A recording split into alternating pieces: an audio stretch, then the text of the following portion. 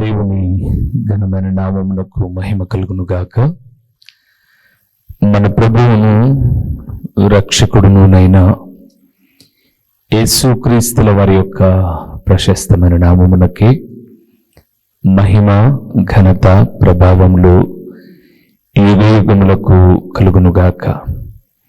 సర్వాధికారి అయిన దేవుడు ఆయన యొక్క గొప్ప కనికరమును బట్టి మరొక శ్రేష్టమైనటువంటి శుభదినములో ఆయన ప్రియబిడలముగా ఆయన పాద సన్నిధిలో ఆయన మాటలు వింటూ ఆత్మీయముగా బలపరచబడుటకు దేవుడిచ్చిన ఈ గొప్ప సదవకాశమును బట్టి దేవాది దేవునికి మనము ఎంతగానో కృతజ్ఞతాస్తుతులు చెల్లించవలసిన వారుగా ఉన్నాం. అదే సమయంలో ప్రతిదినము కూడా దేవుని వాక్యము వింటూ ఆత్మీయముగా బలపరచబడుతూ దేవుని రాకడ కొరకు సిద్ధపడుతూ ఉన్న ప్రియ దేవుని ప్రియబిడలైన మీ అందరికీ నన్ను ప్రేమించే ఆత్మీయులు పెద్దలైన మీ అందరికీ నిండు శుభాభివందనములు తెలియచేయచ్చు ఉన్నాను. ప్రభునందు ప్రేమైన వారలారా, ఈ శ్రేష్టమైన శుభదినములో మనము ధ్యానము చేయబోతున్న అంశభాగము ఏమిటి అనగా, దేవుడు జరిగించే సమస్తమైనవి ఏవి? దేవుడు జరిగించే సమస్తమైనవి అంటే నేను చదివించే ప్రతి చోట సమస్తమును సమస్తమును సమస్తమును అంటే అర్థం ఏంటంటే అన్నింటినీ, అసాధ్యమైన వాటిని సైతం మనము కొన్నింటిని చేయగలం. మన జీవితంలో పరిమితి ఉంది. పరిమితి లేనటువంటి గొప్ప దేవుడు మనం ఆరాధిస్తున్న ప్రభువు. మనకు అసాధ్యమైనవి ఆయనకు సమస్తము సాధ్యమే అన్నాడు. రండి మూలవాక్యాన్ని చూద్దాం. యెషయా గ్రంథం 44వ అధ్యాయము. యెషయా గ్రంథము 44వ అధ్యాయము 24వ వచనాన్ని ఒకసారి మనం చూద్దాము. 24వ వచనం, గర్భము నుండి నిన్ను నిర్మించిన నీ విమోచకుడగు యెహోవా ఇలాగు సెలవిచ్చుచున్నాడు, యెహోవానగు నేనే. ఆ మాట మీరు చూడండి, యెహోవానగు నేనే సమస్తమును జరిగించువాడను.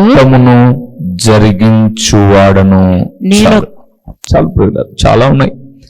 ఎందుకంటే మనకు సమస్తము అనే పదము చాలు. అక్కడ అన్నాడు దేవుడు మాట్లాడుతూ, గర్భము నుండి నిన్ను నిర్మించిన నీ విమోచకుడుగు సర్వశక్తిమంతుడైన యెహోవా నేను ఇలాగ ఇస్తున్నాను. ఏమని అనంటే, యెహోవానగు నేనే సమస్తమును జరిగించువాడను. ఒకవేళ మీరు దాన్ని అలా కంటిన్యూషన్ చేస్తే, ఒకడనే ఆకాశమును విశాలపరిచిన వాడును, నేనే భూమిని పరచిన వాడను. ప్రభునందు ప్రియులారా, సమస్తము జరిగించు దేవుడు అని అన్నాడు. నేనొక్కడనే ఆకాశమును విశాలపరిచాను, నేనొక్కడనే భూమిని పరిచాను. ఎంత గొప్ప దేవుడండి! సాధ్యమా? మేము ఆయా పల్లెల్లో పట్టణాల్లో సొంతంగా మీటింగ్స్ పెట్టేటప్పుడు 1 man ఆర్మీ మాదిరి అన్నీ ఒకరే చూసుకోవడానికి అవ్వదు.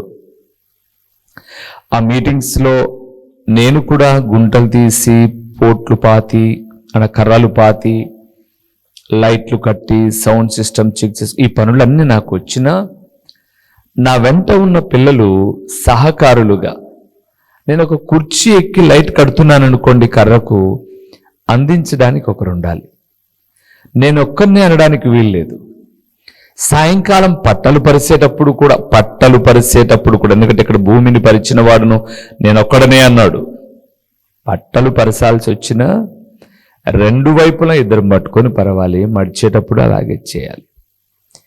కానీ దేవుడు అన్నాడు, నేను సమస్తమును జరిగించేవాడను, నాకు ఒకరి సహాయం అవసరం లేదు, ఎవరో ఒకరి హెల్ప్ ద్వారా నేను ఈ పని చేయట్లా, నేను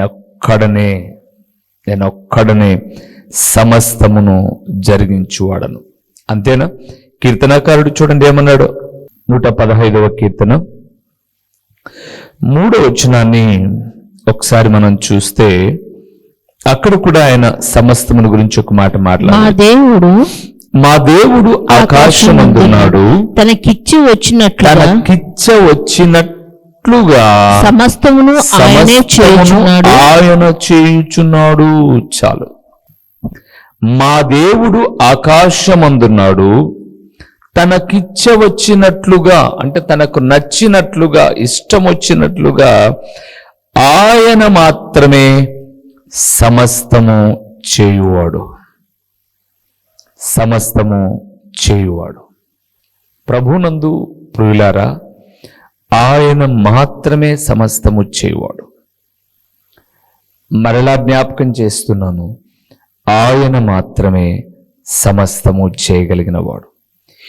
ఏమేమి సమస్తము చేస్తాడు ఆయన? చూద్దామా కొన్నిటిని, ఏమేమి సమస్తము చేస్తాడు ఆయన. మొదటి విషయానికి వద్దాం. మార్కు రాసిన సువార్త 7వ అధ్యాయము 37వ వచనాన్ని మనం చూద్దాం. మార్కు రాసిన సువార్త 7వ అధ్యాయము 37వ వచనము చూద్దాం. ఈయన సమస్తమును బాగుగా చేసి ఉన్నాడు, చెవిటివారు వినునట్టుగా మూగవారు మాట్లాడునట్లుగా చేయుచున్నాడని చెప్పుకొని అపరిమితముగా ఆశ్చర్యపడిరి. చాలు ప్రియులారా, యేసు ప్రభుల వారు సీదోనును విడిచి దెకపొలియా మీదుగా గలిలియా సముద్రమునద్ద దగ్గరికి వచ్చాడు. ఈ మనం 31 నుంచి చూస్తే అక్కడ ఒకడికి చెవుడు ప్లస్ నత్తి 2 ఉన్నాయి.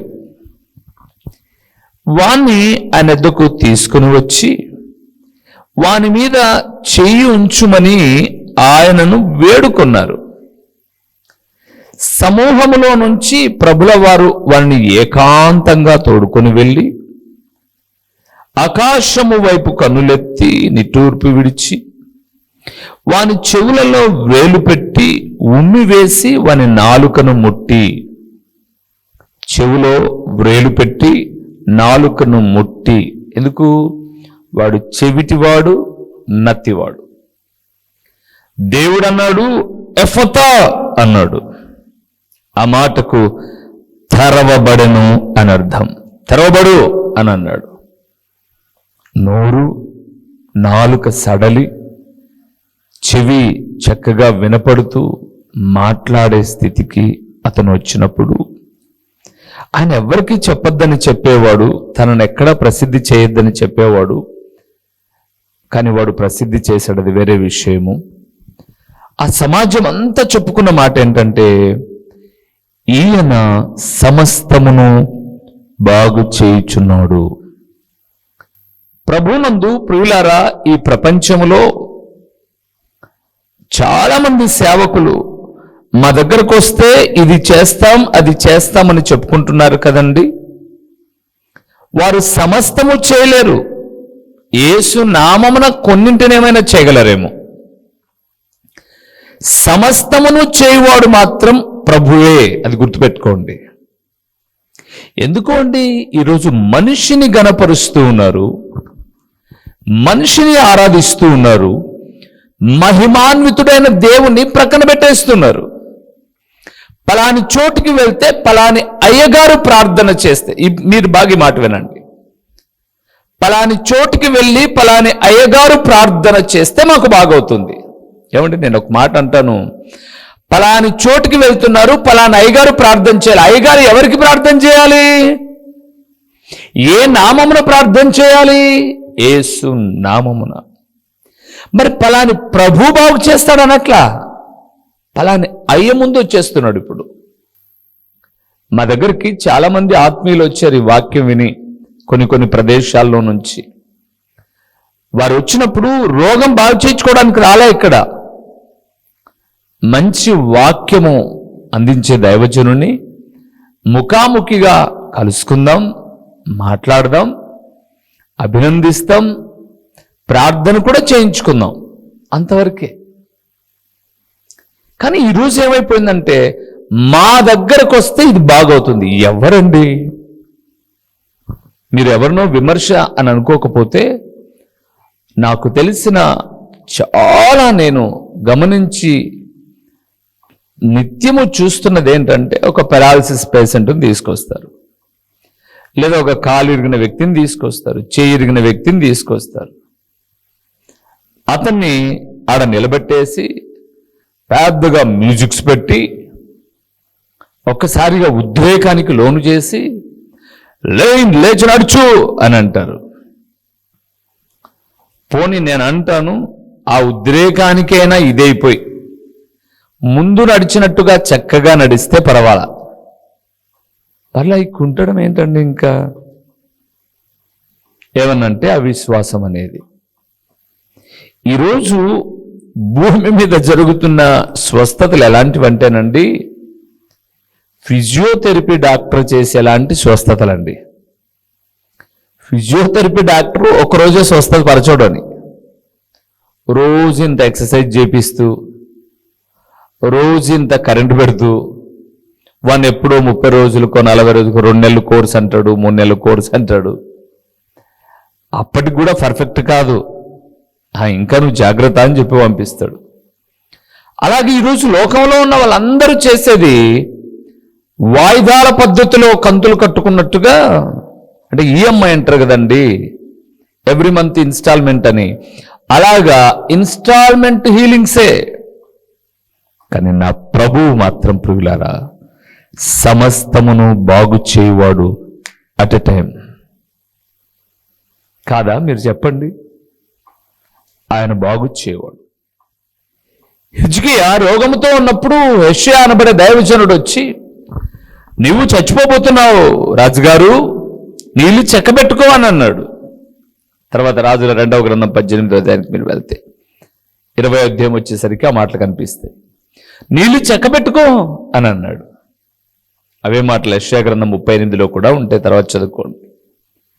ఇప్పుడు యెషయా వెంటనే గోడ వైపు తిరిగాడు. ప్రభువా, నీ ఎదుట నేను ఎలాగ నడుచుకున్నాను, ఎలాగ యథార్థంగా బ్రతికాను, ఒకసారి నన్ను జ్ఞాపకం చేసుకో అని అన్నాడు. అంతే ప్రియులారా, యెషయా ఇంకా చెప్పి వెళ్ళక ముందుగానే దేవుడు చెప్పాడు, నువ్వు వెళ్ళి స్వస్థపడు, ఒక 15 సంవత్సరాలు ఆయుష్ ఇస్తున్నానని చెప్పుపో నా సేవకుడైన హిజ్కియాకు అన్నాడు. దేవునందు ప్రియమైన వారలారా, దేవుడు సమస్తమును బాగు చేయువాడు. మనుషులు సమస్తము బాగు చేయలేరు. ఈరోజు మీరు హార్ట్ సర్జన్ దగ్గరికి వెళ్ళి, సరే కన్ను సరిగా కనిపించాలంటే ఏం చేయలేడు ఆయన. కంటి డాక్టర్ దగ్గరికి వెళ్ళి జ్వరం వస్తుందంటే ఆయన ఏం చేయలేడు. జనరల్ మెడిసిన్ వేరు, స్పెషలైజేషన్ చేసిన వైద్యులు వేరు కదా, మీకు తెలుసు. వారు దాని మీదనే నైపుణ్యత కలిగిన వారు. కానీ ఈ ప్రాణాత్మ దేహములకు శరీరమునకు నిర్మాణకుడైన వాడు దేవుడు. కాబట్టి బైబిల్ చెప్తుంది, కంటిని నిర్మించిన వాడికి కానకుండునా, చెవులను నిర్మించిన వాడు వినకుండునా, నీ బాధంతా ఆయనకు తెలుసు, నిన్ను సమస్తము బాగు చేయువాడు ఆయన. సమస్తం బాగు చేస్తాడు ఆయన, నమ్మండి. అందుకే సమస్తము బాగు చేసే ప్రభు శరణు వేడండి. మాలాంటి సేవకుల ప్రార్థనా సహాయం మీరు కోరినా, మా ప్రార్థనలు, మా విజ్ఞాపనలు కొంతవరకే పరిమితం. కానీ మీరు చేసే ప్రార్థనలు, మీ బాధ, ఇబ్బంది పరిపూర్ణంగా చెప్పగలరు. కడుపు నీకు నొప్పిస్తుంటే ఆ నొప్పి సంగతి ఏంటో నీకు తెలుసు. నాకు తేలికే ఆ మాట, ఏముందమ్మా తగ్గిపోతుందిలే, నేను చెప్పడం ఈజీనే. నీకు మెలితేస్తుందా, పిండేస్తుందా, ఇవన్నీ నీకు తెలుసు. కాబట్టి నువ్వు ప్రభువుకు చెప్పడం నేర్చుకో. ఆయన సమస్తమును బాగు చేస్తాడు. రెండో విషయానికి వద్దాం ప్రియులారా, ఆయన సమస్తము చేసేది. హెబ్రీయులకు రాసిన పత్రిక 3వ అధ్యాయము 3వ వచనాన్ని ఒకసారి మనం చదువుకున్నాం. 3వ వచనాన్ని చదుదాం. ప్రతి ఇల్లును ఎవడైనా ఒకని చేత కట్టబడును, సమస్తమును కట్టినవాడు దేవుడే. రెండవది ప్రియులారా, దేవుడు సమస్తమును కట్టువాడు.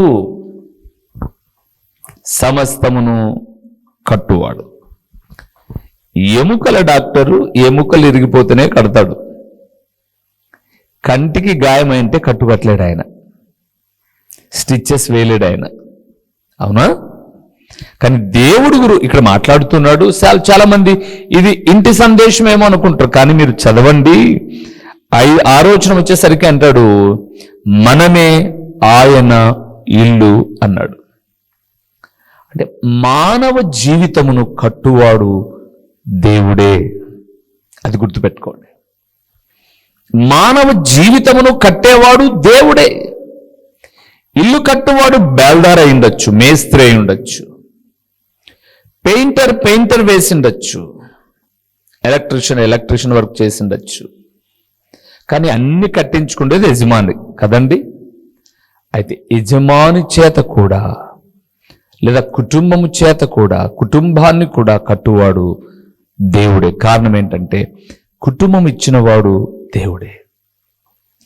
నరుడు ఒంటరిగా ఉండుట మంచిది కాదని మనకి సాటి అయిన సహకారం ఇచ్చి, వారిరువురిని దర్శించి ఫలమునిచ్చి, ఆ గర్భఫలము పిల్లలుగా ఈ భూమి మీదకి వచ్చినప్పుడు వారి ఎదుగుదల ఎలాగుండాలో, వారిని ఎలాగ పెంచుకోవాలో మనకు చెప్పినప్పుడు అలాగ పెంచుకుంటూ ఉన్నప్పుడు, ఎక్కడైనా అపవాది చేత వారు దారి తప్పిపోతూ ఉన్నప్పుడు నువ్వు ప్రభు దగ్గరికి వస్తే నీ కుటుంబమును, నీ ఇంటిని కట్టువాడు దేవుడే. ఒక మాట మీకు చూపిస్తాను. ఇర్మియా గ్రంథం 31వ అధ్యాయము, ఆ మాట చూడండి, చాలా బాగుంటుంది. కట్టబడకపోతే ఏమవుతుందో. ఇర్మియా గ్రంథం 31వ అధ్యాయము 4వ వచనాన్ని మనం చూద్దాం. 4వ వచనాన్ని మనం చూద్దాం. ఇశ్రాయేలు కన్యక, నీవు కట్టబడినట్లు నేనిక మీదట నిన్ను కట్టింతును.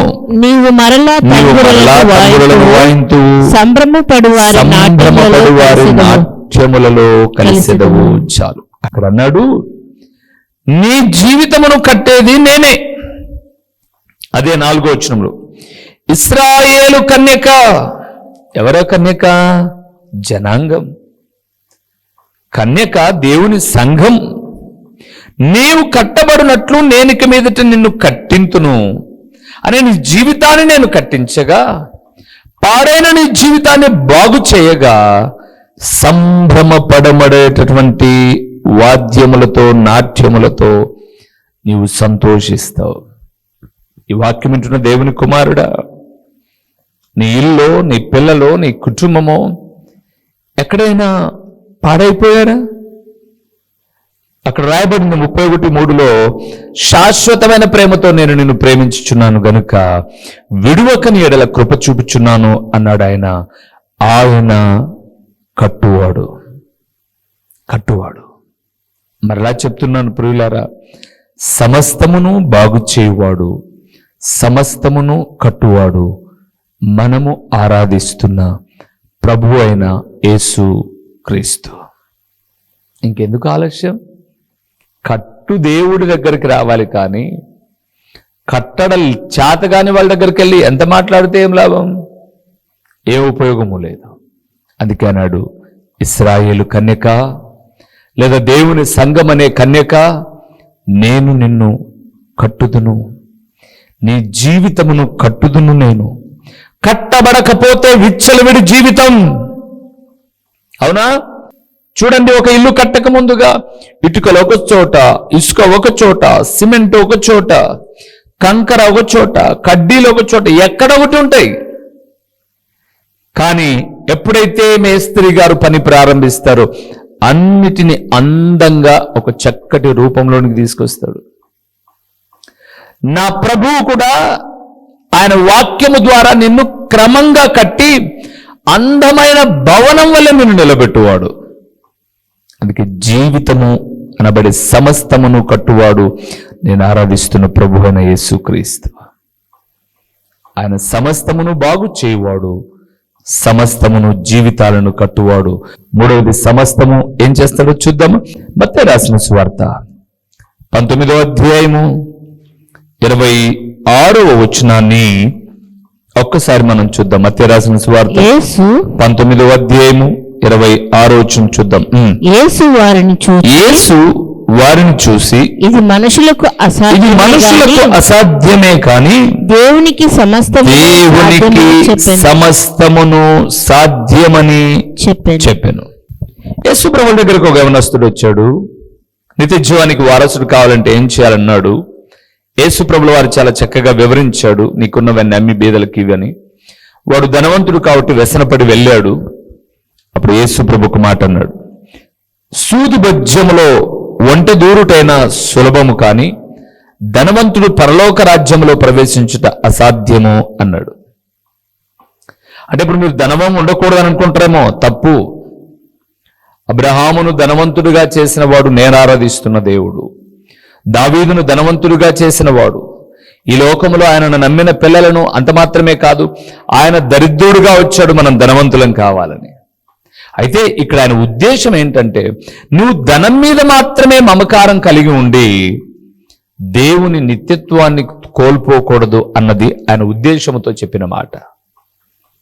అందుకే అన్నాడు, ప్రభువా, సూది బజ్యంలో ఒంటె ఎలాగ దూరగలదు, తనకున్నవి నరుడు ఎలాగ దానం చేయగలడు అని అంటే, మనుషులకు అసాధ్యమే కానీ దేవునికి సమస్తము సాధ్యము అన్నాడు.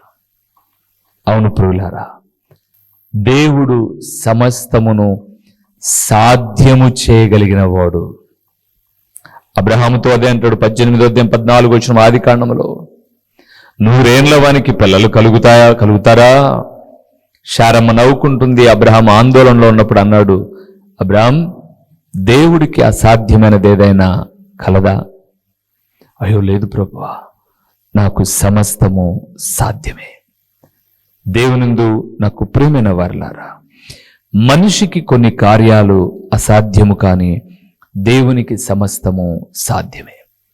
మనిషి దగ్గర ధనం ఉంటుంది, ఇచ్చే మనసు ఉండదు. చూడండి, అందుకే నేను ఒక్క మాట ఎప్పుడు జ్ఞాపకం చేస్తూ ఉంటానండి. ధనాపేక్షతో కాదు ఈ మాట చెప్పేది. ఇవ్వడము అనబడేటటువంటిది అది 100, 500, 1000, 2000, 10,000 అది కాదు ఇక్కడ అవుట్ ఆఫ్ క్వశ్చన్. అది ఇవ్వడము అనబడేటటువంటి లక్షణము అది దేవునిది ప్రియులారా. దేవుని స్వభావం, దేవునికున్న స్వభావాలలో అత్యంత ప్రాముఖ్యమైన స్వభావం ఇవ్వడం. తన ప్రియ కుమారునిచ్చాడు, కుమారుడు తన ప్రాణాన్ని ఇచ్చాడు. సమస్తం ఎందుకు ఇవ్వడు మీకు? ఇవ్వడం ఆయన గుణం. ఇవ్వడం మనిషికి చేత కాకదేమో కానీ దేవునికి సమస్తము ఇవ్వడం తెలుసు. అందుకే చివరికి తన ప్రాణాన్ని కూడా ఇచ్చాడు. ఆయన తన ప్రాణాన్ని కూడా ఇచ్చాడు. అందుకే ఒక దైవజనుడిగా జ్ఞాపకం చేస్తున్నాను, దేవునికి సాధ్యం. మేమున్న స్థానిక సంఘంలో చిన్నదైనా కొంతమంది ఏ విషయంలో కూడా తమ చేయి చాచరు. డబ్బు లేనోళ్ళ ఉన్నా మనకెందుకు, మనకేమవసరం? నా జీవితంలోనండి చాలా మంది పీసిన వాళ్ళని చూస్తూ వస్తున్నాను. వాళ్ళు హాస్పిటల్ దగ్గర వాళ్ళ తిప్పలు చూడాలి ఇంకా, ఎందుకంటే వాళ్ళు విపరీతమైన బిల్లులు వేస్తుంటే అప్పుడు చూడాలి. అయితే పురుగులారా, దేవుడు అలా కాదండి, ఇచ్చే మనస్సు కలిగిన వాడు.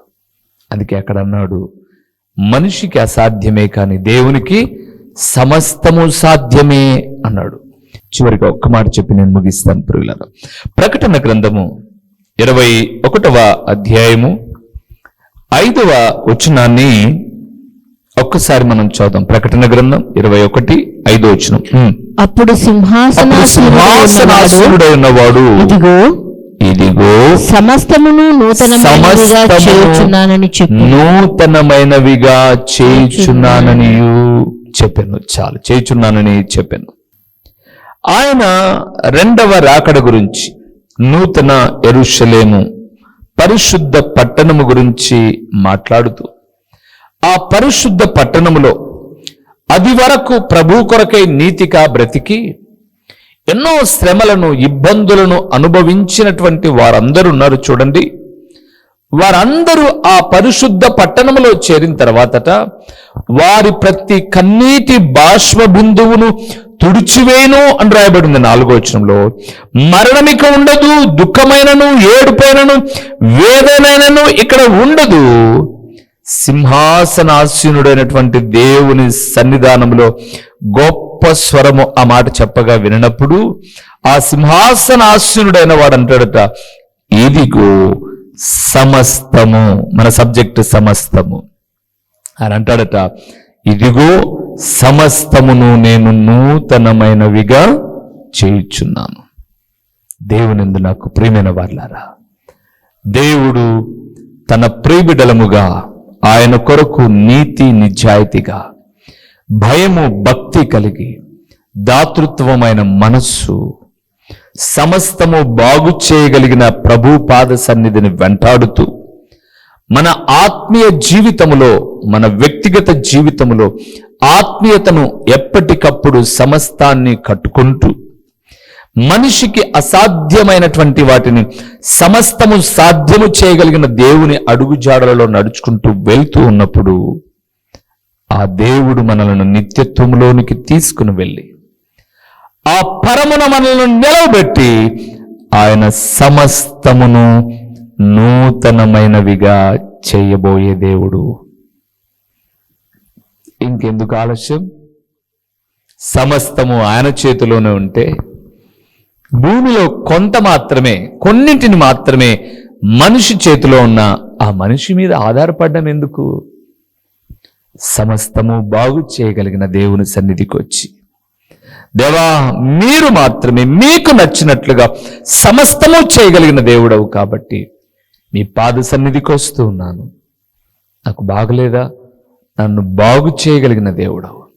నా జీవితం విచ్చలవిడిగా ఉందా? కట్టగలిగిన దేవుడవు. మనుషులకు అసాధ్యమైనవి సాధ్యము చేయగలిగిన దేవుడవు మాత్రము కాక నూతనమైనవి చేయగలిగిన దేవుడవైన నీకు నన్ను నేను అప్పగించుకుంటున్నాను. నీ ఎదుట సరెండర్ అయిపోతున్నాను. నా జీవితంలో సమస్తమైన కార్యములు చేస్తూ మేలుకరమైన మార్గములో నడిపించు అని ప్రభు సహాయాన్ని కోరదాం, ప్రార్థన చేసుకుందాం. మహోన్నతుడైన దేవా, మహాగణుడైన పరలోకపు తండ్రి, మీ ఘనమైన నామమునకు స్తోత్రములు చెల్లిస్తూ ఉన్నాము నాయనా.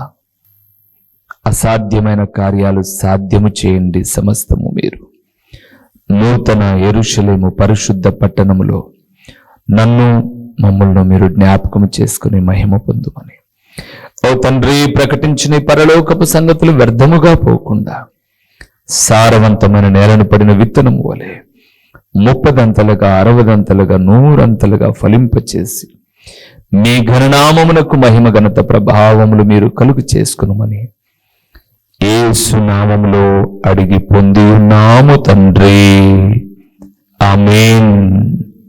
మా చిరునామా దైవజనుడు బ్రదర్ ఓ రూబేన్ గారు, క్రీస్తు ప్రార్థనా మందిరం, డోర్ నెంబర్ 1-10-386, నగరిగుట్ట, పులివెందుల, కడప జిల్లా. మీ ప్రార్థనా అవసరాల కొరకై సెల్ నంబర్ 9989067409.